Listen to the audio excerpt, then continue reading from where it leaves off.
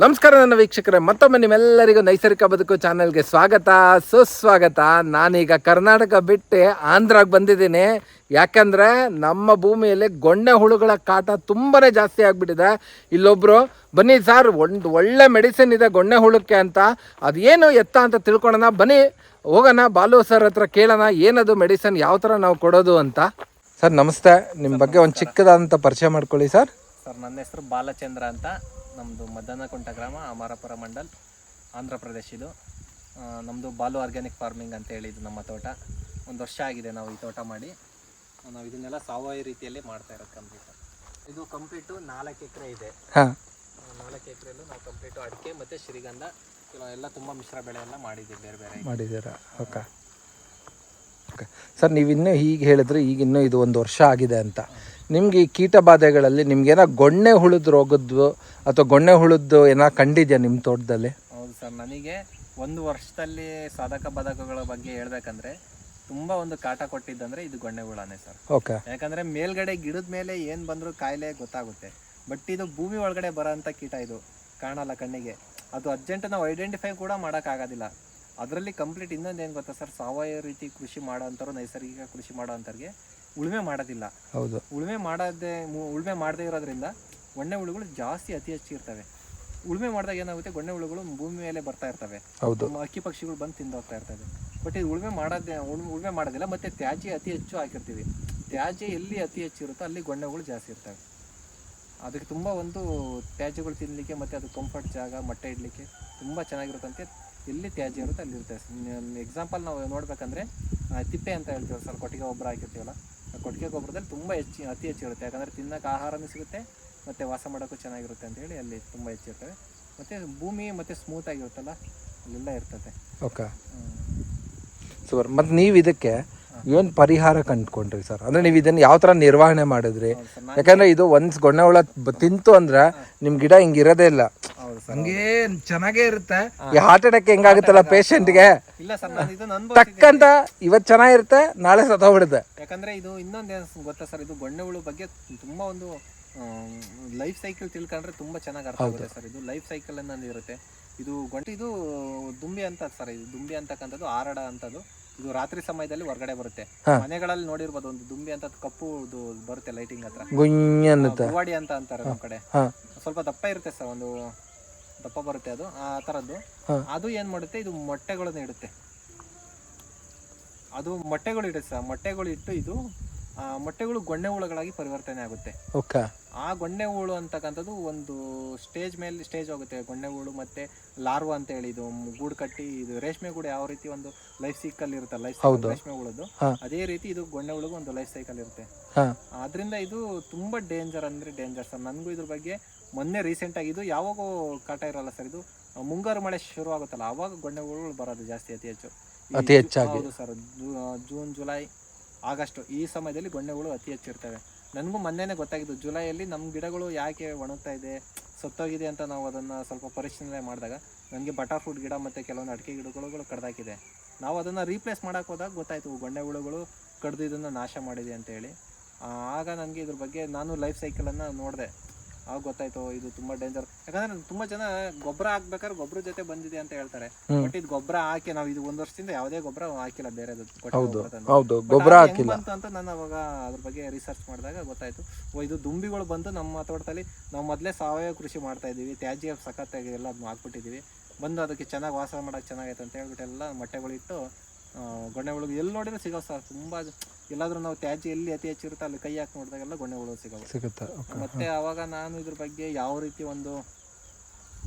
ನಾನು ಇದನ್ನ ಯಾವ ರೀತಿ ನಿರ್ವಹಣೆ ಮಾಡಬೇಕು ಅಂತ ನಾನು ಸ್ವಲ್ಪ ನೋಡಿದಾಗ, ಇದಕ್ಕೆ ಸಾವಯವ ರೀತಿಯಲ್ಲೇ ಮಾಡ್ಬೇಕಿಲ್ಲ. ಕೆಲವರೆಲ್ಲ ಹೇಳಿದ್ರು ಗೊಣ್ಣೆ ಹುಳು ಯಾವುದಕ್ಕೂ ಸಾಯಲ್ಲ, ಅದಕ್ಕೆ ಕೆಮಿಕಲನ್ನೇ ಹಾಕಬೇಕು, ಕ್ಲೋರೋಪ್ಯಾರಿಪಸ್ ಅಂತ ಬರುತ್ತೆ, ಅದನ್ನು ಹಾಕಿದ್ರೆ ಮಾತ್ರನೇ ಬೇಗ ಸಾಯ್ತವೆ, ಇಲ್ಲಾಂದರೆ ಇದು ಸಾವಯವ ರೀತಿಯಲ್ಲಿ ನಾಶ ಮಾಡೋದು ತುಂಬ ಕಷ್ಟ ಆಗುತ್ತೆ ಅಂತೆಲ್ಲ ಹೇಳಿದರು. ಬಟ್ ಆದರೂ ಇಲ್ಲ, ನನಗೆ ಸಾವಯವ ಮಾಡ್ತಾ ಇದ್ದೀನಲ್ಲ, ಭೂಮಿಗೆ ಕೆಮಿಕಲ್ ಹಾಕಿರೋ ತುಂಬ, ನಾವು ಇಷ್ಟು ದಿವಸ ಕೊಟ್ಟಿರೋಂಥ ಜೀವಾಮೃತ, ನಾವೇನು ಎಲ್ಲ ಸೂಕ್ಷ್ಮ ಜೀವಿಗಳು ಎಲ್ಲ ಸತ್ತೋಗ್ಬಿಡ್ತವೆ ಕೆಮಿಕಲ್ ಕೊಟ್ಟರೆ. ಹೌದು, ಖಂಡಿತ. ಅದಕ್ಕೋಸ್ಕರ ಇದನ್ನ ಸಾವಯವ ರೀತಿಯಲ್ಲಿ ಅಂದರೆ ಮೆಟರೈಸಿಯಂ ಅಂತ ಬರುತ್ತೆ ಸರ್. ಇದು ಮೆಟರೈಸಿಯಂ ಅನಿಸೋಪ್ಲಿಯಾ ಅಂತ. ಓಕೆ. ಇದು ಒಂದು ಸಾವಯವ ಕೀಟನಾಶಕ ಅಂತ ಹೇಳಿ ಇದು.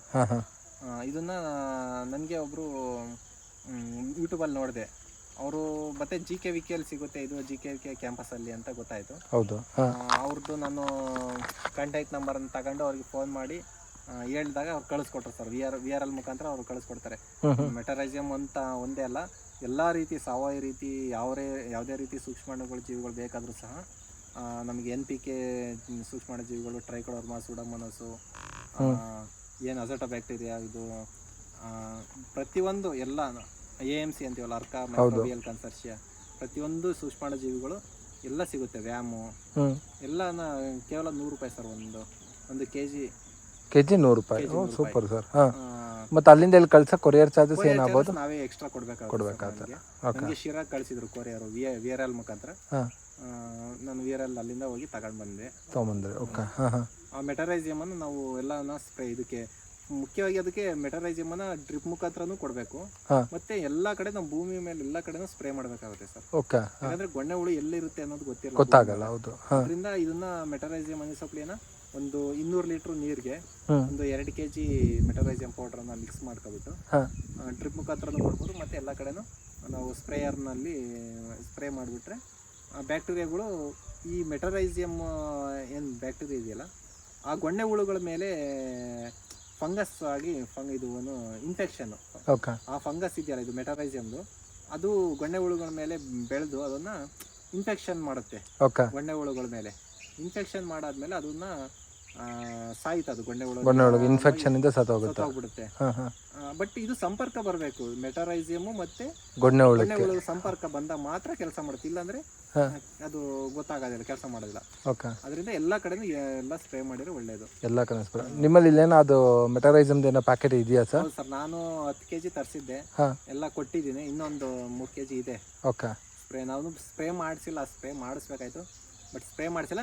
ಯಾಕಂದ್ರೆ ಮೇನ್ ನಮಗೆ ಎಲ್ಲ ಕಡೆ ಸ್ಪ್ರೇ ಮಾಡಿಸಿರೋ ಏನೋ ಗಿಡಗಳಿಲ್ಲ. ಗಿಡದ ಬಿಡದಲ್ಲಿ ಹೆಂಗೋ ಲ್ಯಾಟ್ರಲ್ ಇದೆಯಲ್ಲ, ಅದಕ್ಕೆ ಹಾಕ್ಬಿಟ್ರೆ ಲ್ಯಾಟ್ರಲ್ ಮುಖಾಂತರ ನಾವು ಜೀವಾಮೃತ ಯಾವ ರೀತಿ ಕೊಡ್ತೀವಿ ಆ ರೀತಿ ಕೊಟ್ಟಿದ್ದೀವಿ. ಒಂದು ವೇಳೆ ಗಿಡದ ಬಿಡದಲ್ಲಿ ಏನಾದ್ರು ಅದು ಗೊಣ್ಣೆ ಉಳಿದ್ರೆ ಸಂಪರ್ಕ ಬಂದಾಗ ಸಾಯುತ್ತೆ ಅಂತ ಸ್ಪ್ರೇ ಮಾಡಿದ್ರೆ ಇನ್ನೂ ಒಳ್ಳೇದು. ಬಟ್ ಮಾಡಿಲ್ಲ, ಅದು ಲೇಬರ್ ಇಟ್ಟು ಮಾಡ್ಬೇಕಂತ ಆಗಿಲ್ಲ. ಮೆಟರೈಸಿಯಂ ಪೌಡರ್ ಇದೆ ಈಗ ನನ್ನ ಹತ್ರ. ನೋಡ್ಬೋದು ಸರ್? ಅದು ನೋಡೋಣ ಬನ್ನಿ ಸರ್, ಇದೆ ಅಲ್ಲಿ ಚೀಲದಲ್ಲಿ ಇದೆ. ಇದೇನಾ? ಇದೆ ನೋಡಿ ಸರ್, ಇದು MT ಅಂತ ಬರ್ದಿದ್ರೆ. ಇದು ಯಾವುದು ಪ್ರೈವೇಟ್ ಕಂಪ್ನಿ ಅಲ್ಲ, ಇದು ಏನು ಬ್ರ್ಯಾಂಡ್ ಏನು ಇಲ್ಲ. ಇದು ಗೌರ್ಮೆಂಟ್ ಆಫ್ ಇಂಡಿಯಾ GKVK ಇದೆಯಲ್ಲ, ಅಲ್ಲಿ ಕ್ಯಾಂಪಸ್ ಅಲ್ಲಿ ಅದೊಂದು ಅದೇನೋ ಇದೆ, ಅದು ಲ್ಯಾಬ್ ಇದೆ ಅದ್ರದ್ದು, ಅಲ್ಲಿಂದ ತರಿಸಿರೋದು ಇದು. ಅಲ್ಲ ಅಂದ್ರೆ 100 ರೂಪಾಯಿ ಅಂದ್ರೆ ನಿಜವಾಗ್ಲೂ ರೈತರಿಗೆ ಒಳ್ಳೆ ಸಹಾಯ ಸರ್ ಇದು. ನನಗೂ ಅನ್ಸಿದ್ದು ಅದೇ ಅನ್ಸ್ತು. ನಾವೇನು ಪ್ರೈವೇಟ್ ಅಂಗಡಿಯಲ್ಲಿ ತಗೊಂಡ್ರೆ ಇದು ಕನಿಷ್ಠ ಅಂದ್ರೆ 200 ರೂಪಾಯಿ ಆಗುತ್ತೆ. ಖಂಡಿತ ಆಗುತ್ತೆ. ಎಲ್ಲ ಪ್ರತಿದು ಒಂದೇ ಅಲ್ಲ ಸರ್, ಎಲ್ಲ ಪ್ರತಿಯೊಂದು ನಾವು ಏನೇ ಸೂಕ್ಷ್ಮಾಣು ಜೀವಿಗಳು ತಗೊಂಡ್ರು KG 100 ರೂಪಾಯಿ. ಸರ್, ಮತ್ತೆ ಇದು ಯಾವ ತರ ಸರ್ ಪ್ರಿಪೇರ್ ಮಾಡೋದು? ಇದು ಪ್ರಿಪೇರ್ ಮಾಡೋದು ಹೇಳಿದ್ನಲ್ಲ ಸರ್, ಇದಕ್ಕೆ ಒಂದು 200 ಲೀಟರ್ ಡ್ರಮ್ಗೆ ಒಂದು 2 kg ಇದು ಮೆಟರೈಸಿಯಂ ಪೌಡ್ರನ್ನು ಕಲಸಿ ಬಕೆಟಲ್ಲಿ ಹಾಕ್ಬಿಟ್ಟು ಕಲಸಿ ನೀರು ಮುಖಾಂತರ ಡ್ರಮ್ಗೆ ಹಾಕ್ಬಿಟ್ಟು ನಾವೆಲ್ಲ ಸ್ಪ್ರೇ ಮಾಡೋದಾಗಿರ್ಬೋದು. ಹಂಗೆ ಡೈರೆಕ್ಟ್ ಇದೇನು ಕೊಳೆ ಹಾಕೋದು ಆ ಥರ ಏನಿಲ್ಲ? ಏನಿಲ್ಲ ಸರ್, ಇಲ್ಲ ಗಿಡದ ಬುಡಕ್ಕೆ ವಹಿಸಿದ್ರೆ ಇನ್ನೂ ಚೆನ್ನಾಗಿರುತ್ತೆ. ಯಾಕಂದ್ರೆ ಗಿಡದ ಬುಡದಲ್ಲಿ ಮೇನ್ ಇನ್ಫೆಕ್ಟ್ ಆಗೋದಿದೆ, ಗೊಣ್ಣೆ ಹುಳು ಬರೋದು. ಅದರಿಂದ ಗಿಡದ ಬುಡದಲ್ಲಿ ಹಾಕಿದ್ರೆ ತುಂಬ ಒಳ್ಳೇದು ಅಂತ ಅನಿಸುತ್ತೆ. ಮತ್ತೆ ಇದನ್ನ ಮೆಟರೈಸಿಯಂನ ನಾವು ಮುಂಚೆನೆ ಕೊಡ್ಬೇಕು ಸರ್. ಗೊಣ್ಣೆ ಹುಳು ಐತೋ ಇಲ್ಲೋ ಅನ್ನೋದು ನಮಗೆ ಮುಖ್ಯ ಅದಲ್ಲ. ಪ್ರಿವೆನ್ಷನ್ ಆಗಿ ಮುಂಚೆನೆ ನಮ್ಮ ಭೂಮಿಯಲ್ಲಿ ಇದು ಮೆಟರೈಸಿಯಂ ಬ್ಯಾಕ್ಟೀರಿಯಾ ಇದ್ರೆ ಒಂದ್ ವೇಳೆ ಗೊಣ್ಣೆ ಹುಳ ಸಿಕ್ಕಿದಾಗ ಅದು ಸಂಪರ್ಕ ಸಾಯಿಸುತ್ತೆ. ಪ್ರತಿಯೊಂದು ನಾವು ಯಾವ್ದು ರೀತಿ ಸೂಕ್ಷ್ಮಾಣುಜೀವಿಗಳು ಎಲ್ಲ ಕೊಡ್ತೀವೋ ಅದೇ ರೀತಿ ಇದನ್ನ ನಮ್ಗೆ ಕೊಟ್ರೆ ಒಳ್ಳೇದು. ಒಂದು ವರ್ಷಕ್ಕೊಂದ್ಸತಿ ಕೊಟ್ರೆ ಒಳ್ಳೇದು. ಮಳೆ ಈ ಇದಕ್ಕೂ ಮುಂಚೆ ಇನ್ನೊಂದು ಮುಂಗಾರು ಮಳೆ ಬರುತ್ತಲ್ಲ, ಆ ಟೈಮಲ್ಲೇ ಕೊಡ್ಬೇಕು. ಯಾಕಂದ್ರೆ ಮುಂಗಾರು ಮಳೆ ಟೈಮಲ್ಲಿ ಇದು ಭೂಮಿ ಒಳಗಡೆ ಅಂದ್ರೆ ಫುಲ್ ಆಳಕೋಗಿರಲ್ಲ, ಒಂದು ಮೇಲ್ಗಡೆನೆ ಇರುತ್ತೆ. ಒಂದು 1 ಇಂಚು 2 ಇಂಚು 3 ಇಂಚು ಒಳಗಡೆನೆ ಮೇಲ್ಗಡೆನೆ ಇರುತ್ತೆ. ಮತ್ತೆ ಈ ಜೂನ್ ಜುಲೈ ಆಗಸ್ಟ್ ಕಳೆದ್ರೆ ಆಳಕ್ಕೆ ಹೋಗ್ಬಿಡುತ್ತೆ, ಇದು ಒಳಗೋಗ್ಬಿಡುತ್ತೆ. ಅವಾಗ ನಾವ್ ಏನ್ ಪ್ರಯತ್ನ ಮಾಡಿದ್ರೆ ಅದು ಸಾಯಲ್ಲ. ಅವಾಗ ಬೇರ್ಗಳು ತಿನ್ನಕ್ ಇನ್ನ ಅತಿ ಹೆಚ್ಚು ಸ್ಟಾರ್ಟ್ ಮಾಡಿ ಗಿಡಗಳು ಸಾಯ್ತವೆ. ಅದರಿಂದ ನಾವು ಮುಂಗಾರು ಮಳೆ ಸ್ಟಾರ್ಟ್ ಆದಾಗ ಕೊಡ್ಬೇಕು. ಆ ಟೈಮಲ್ಲಿ ಇದು ಮೇಲ್ ಬರುತ್ತೆ. ಮೇಲೆ ಇನ್ನೊಂದು ಏನ್ ಗೊತ್ತಾ ಸರ್, ಇದು ಒಳಗಡೆ ಹೋಗಿ ಅದು ಲಾರ್ವಾ ಆಗಿ ಕನ್ವರ್ಟ್ ಆಗುತ್ತೆ ಸರ್. ಅದು ದುಂಬಿ ಆಗ್ಲಿಕ್ಕೆ ಮತ್ತೆ ಅದು ಗೂಡ್ ಕಟ್ಕೊಳುತ್ತೆ ಒಳಗಡೆ ಹೋಗಿ ಬೇರ್ಗಳು ತಿನ್ನುತ್ತೆ. ಯಾಕಂದ್ರೆ ಒಳಗಡೆ ಏನು ತ್ಯಾಜ್ಯ ಇರಲ್ಲ. ಒಂದಡಿ ಆಳಕ್ಕೆ ಹೋದ್ಮೇಲೆ ಅದು ತ್ಯಾಜ್ಯ ಏನು ಸಿಗಲ್ಲ, ಅದಕ್ಕೆ ಬೇರ್ಗಳೇ ಸಿಗೋದು. ಹಸಿ ಬೇರ್ಗಳು ಸಿಗುತ್ತೆ. ಹಸಿ ಬೇರ್ಗಳು ತಿಂದು ಅವಾಗ ಗಿಡಗಳು ನಮಗೆ ಸಾಯಕ್ಕೆ ಶುರು ಆಗ್ತವೆ. ಅದು ಲಾರ್ವಾ ಆಗುತ್ತೆ ಸರ್. ಅವಾಗ ಲಾರ್ವಾ ಆದಾಗ ಮತ್ತೆ ಅದು ತಿರ್ಗಿ ದುಂಬಿ ಆಗುತ್ತೆ. ಲೈಫ್ ಸೈಕಲ್ ಏನಿರುತ್ತೆ ಅದು ಲೈಫ್ ಸೈಕಲ್ ಮತ್ತೆ ದುಂಬಿ ಆಗುತ್ತೆ. Okay okay. ಮೊಟ್ಟೆ ಹೋಗಿ ಗೊಣ್ಣೆ ಹುಳು ಆಗಿ, ಗೊಣ್ಣೆ ಹುಳು ಮತ್ತೆ ಲಾರ್ವಾ ಒಳಗೋಗಿ ಮತ್ತೆ ದುಂಬಿ ಆಗಿ ಹಾರ್ಕೊಂಡು ಹೋಗ್ಬಿಡುತ್ತೆ. ಹಾರ್ಕೊಂಡು ಹೋಗೋದು. ಮತ್ತೆ ಇದು ಮೊಟ್ಟೆ ಇಡ್ತಾರೆ, ದುಂಬಿ ತಿರ್ಗ ಹಂಗೆ ಸೈಕಲ್. ಹೌದು, ಲೈಫ್ ಸೈಕಲ್ ಶುರು ಆಗ್ತಾ ಇರುತ್ತೆ. ಅದರಿಂದ ಇನ್ನೊಂದು ಅದನ್ನ ಪ್ರಿವೆನ್ಷನ್ ಏನಂದ್ರೆ, ಈ ದುಂಬಿ ಅಂತದಲ್ಲಿ ಇರುತ್ತಲ್ಲ ಸರ್, ಇದು ಟ್ರ್ಯಾಪ್ ಹಾಕ್ಬೇಕಾಗುತ್ತೆ ನಾವು. ಸೋಲಾರ್ ಟ್ರ್ಯಾಪ್ ಅಂತ ಬರುತ್ತೆ, ಲೈಟ್. ಹೌದು, ಅದನ್ನಾದ್ರೂ ಹಾಕ್ಬೋದು. ಅಥವಾ ಇಲ್ಲಾಂದ್ರೆ ಇದು ಪೆರಮನ್ ಟ್ರ್ಯಾಪ್ ಅಂತ ಬರುತ್ತೆ, ಫೆರಮನ್ ಬಕೆಟ್ ತರ ಇಟ್ಟು ಅದರಲ್ಲಿ ಒಂದು ಹೌದು ಗೊತ್ತಾಯ್ತು ನೀರ್ ಹಾಕ್ಬಿಟ್ಟು ಪೆರಮನ್ ಟ್ರ್ಯಾಪ್ ಬರುತ್ತೆ. ಅದನ್ನ ಹಾಕಾದ್ರೂ ಕಂಟ್ರೋಲ್ ಮಾಡೋಕೆ. ಅದು ಮುಖ್ಯವಾಗಿ ಸರ್, ಫಸ್ಟ್ ಸ್ಟೆಪ್ ಮಾಡ್ಬೇಕಾಗಿರೋದು ಗೊಣ್ಣೆ ಹುಳು ಬಗ್ಗೆ ಪೆರಮನ್ ಟ್ರ್ಯಾಪ್ ಹಾಕಿ ದುಂಬಿಗಳನ್ನ ಸಾಯಿಸ್ಬೇಕಾಗುತ್ತೆ. ಓಕೆ.